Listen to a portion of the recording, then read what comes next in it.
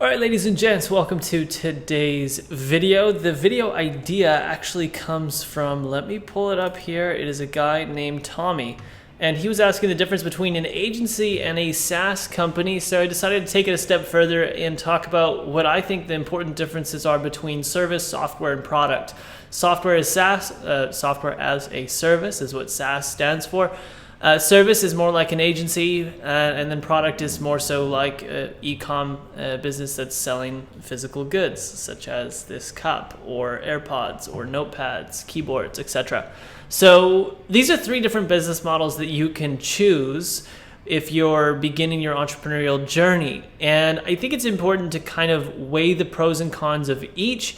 But honestly, this graph does not matter at all, because if you really love tech and software and like whatever, that's your thing, do that. None of this really matters. You shouldn't try to pick the thing that's going to make the most money. You should pick the thing that you're going to enjoy the most. So let's get straight into it. Service, starting out, we have these columns here that tell us kind of 1 to 10 what I think the value of each of these different business models are in the initial startup phase. So how hard is it to start a service versus a software versus a product-based company? This is kind of the ratings that I'll give. But look, my ratings are going to be great on the service side and not great on the software and product side, because I don't have a lot of experience in those two. I have a lot of, that I know of and that I've heard of, but not actual firsthand experience. So bear with me. Service, in my opinion, is a 10 out of 10 when it comes to the startup phase. And why is this? Because it literally costs absolutely nothing for you to start servicing people and start an agency. You can open your laptop, start learning about anything on any topic. For example, just last night and this morning, I was learning about Google Sheets. I was learning how crazy and insane it is, the things that you can do with Google Sheets. Now, Google Sheets is a free tool. Okay, anyone can learn it, and there's hundreds and thousands of videos on YouTube and free courses on how to get really good at learning formulas and building databases and building charts and graphs and displaying data. And this is a very valuable thing for a company like an advertising agency that deals with ridiculous amounts of data all day long. And so you can go and learn this skill very quickly, very easily, for free, not very easily, but relatively quickly, and start signing clients with no money, basically. All you need is a laptop, good Wi-Fi, and the desire to want to sign some clients.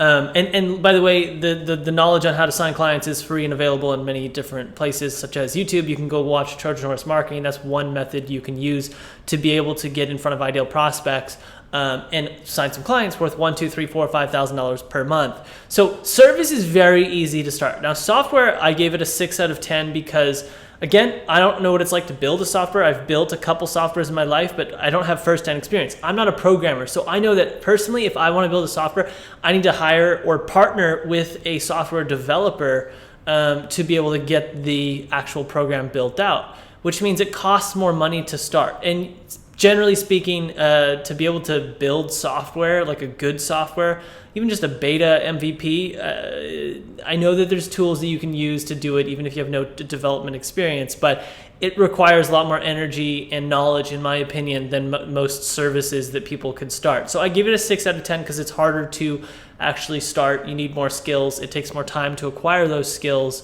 etc. 8 out of 10 on product-based businesses. You have like Amazon FBA, that blew up in 2014, 2015, 2016, and you had so many people with no knowledge of e-commerce and selling products, and they would literally take a product from Alibaba, white label it, and slap it, throw it on Amazon, and they'd start making a ton of money. Now, the market is a lot different now. It's a lot harder than it was 4 or 5 years ago, because that wave, more or less, of the really easy period has passed. But it's, generally speaking, a very easy business model to start up, and it costs very little money. If you have a couple $1,000s, a few $1,000s, that's really all you need. I've heard some people do it with as much as $500, but that's really bootstrapping. And then you have drop shipping, etc. So product and software, again, they're not 10 out of 10s because you do need some startup capital, even if it's as little as $500.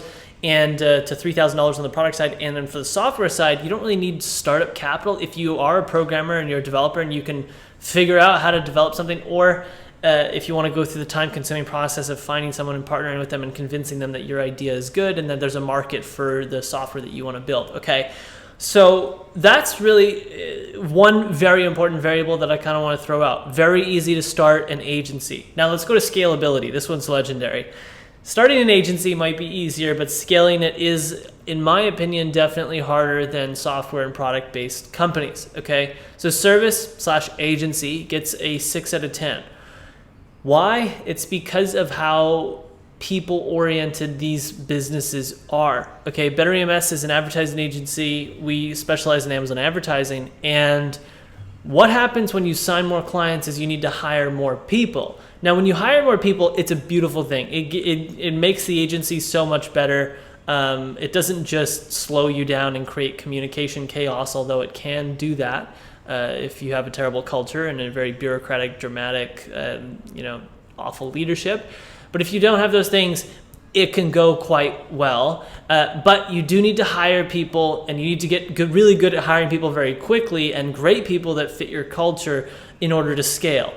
And that is a very difficult game because great people are probably the most scarce resource that you'll have in any company. And so naturally that slows down the scalability a lot.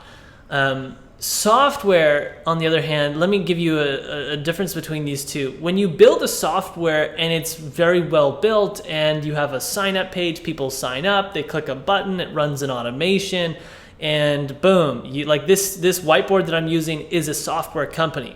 Okay, they charge $10, $20 per month or something. They give you a 14-day free trial. You can use it for free, but if you want to get multiple boards, you need to pay, blah, blah, blah, blah, blah. The point is that this thing, it's amazing. It runs perfectly 24/7. I bet you the developers could leave it where it is and it'd be a great application, a great software for a long time. And so when they go from 1,000 users to 100,000 users, not much really changes.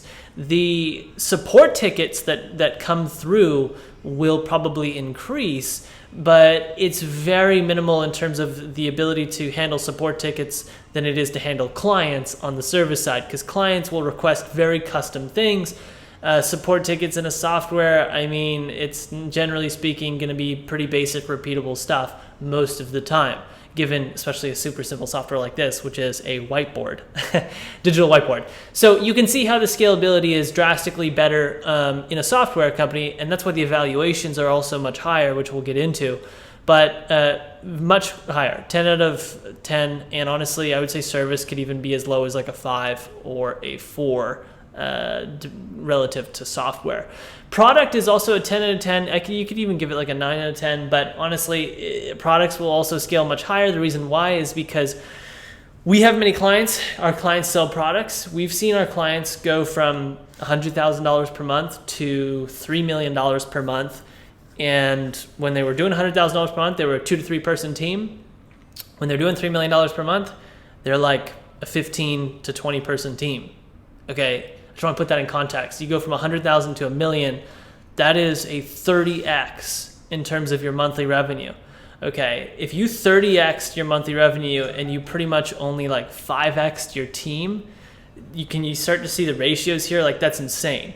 In a service, if I 30x from $100,000, if our agency went from $100,000 per month to $3 million per month, our team would probably 30x, if not 40x with it. Scalability in the product side is also very high, given the ability to simply not hire many people and have the company scale. And in a product-based company like Amazon, to scale the company, you don't really need people. You more so need traffic. And yes, as you scale your revenues, you're going to need more people to help you continue to scale further. But you can sort of have a really epic flywheel where Amazon just gets bigger and bigger. And because Amazon gets bigger, your company gets bigger naturally. And you don't really need to do anything. All you need to do is order more products from your manufacturer in China or from your supplement manufacturer in America, and you can make more money. So Very, very scalable. Service on the other side for evaluation is a 3 out of 10, and it's mainly because of the scalability. I would say that evaluations are much lower. Valuations on an agency, this is not my forte. I'm not going to talk about it. We did recently consult with a company who's potentially going to help us get an evaluation on our agency, but you're looking at like 2 to maybe 3x revenue if you're like getting a really good evaluation, like a really good evaluation on an agency. And that's from what I remember in this phone call, that's like great. There are ways you can increase it by positioning yourself as a tech company or a software company. But in general, if you're not trying to position yourself as a software company and you're just an agency mainly providing a service, well, valuation is much lower than software. Software, on the other hand, you're going to have insane evaluations, insane buyout multiples. I wouldn't even try to like say what they are. I've heard it's like high as 10 to 25x. I mean, can be insane depending on the growth rate and what your P&L statements look like over multiple years. And then product-based companies evaluation, I'd say it's like an 8.5. Again, this is very limited and vague, but I'm quite confident in the service 3 out of 10. So service on the team side is a 2 out of 10. Why? Just because you need so many people. In this variable of team size, we're going to assume that 10 out of 10 is you need very little people, and 1 out of 10 is you need a lot of people. Again, this isn't really a pro or a con in my opinion. These are all just more or less statements, and it's up to you if you think it's good or bad, because everyone's preference is going to be different. If you're trying to look at this graph and think to yourself, okay, if all I'm optimizing for is money, well, then you can say it's bad. But again, that depends on what you're optimizing for. So team size, software 8 out of 10, product 9 out of 10. I would say that those could also be equal, but I had a subjective feeling that product companies would require a little bit less people. I could be wrong. My experience there isn't fantastic. Keep that in mind. And then margins. In an agency, I would say it's 6 out of 10. I would say most people would probably say it's a 2 out of 10. But if you're running your agency really well, like I know of agencies that are doing over $500,000 a month with over 40 to 50% margins, and that's very uncommon, extremely uncommon to see an agency with 40-50% margins doing that much revenue monthly speaking. Normally it's around 10 to 12%. Okay, but I know of an agency that is doing or has done that kind of revenue, that kind of profit, and they're definitely out there.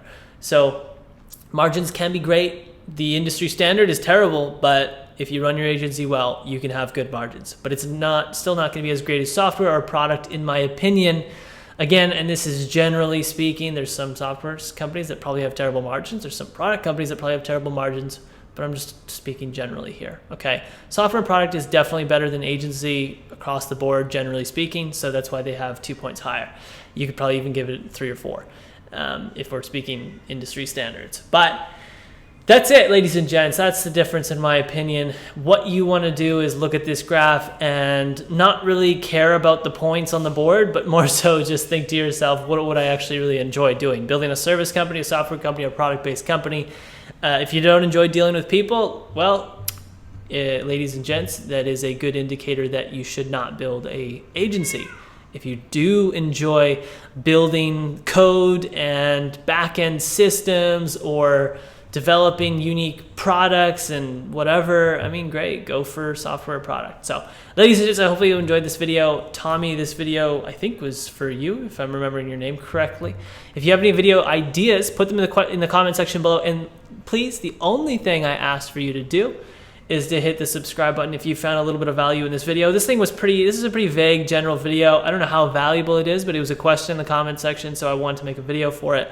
I'll do my best to try to make videos for the great video ideas that come through in the comment section. All right, much love, guys. Hit the sub button for me, and I'll see you in the next video. Ciao.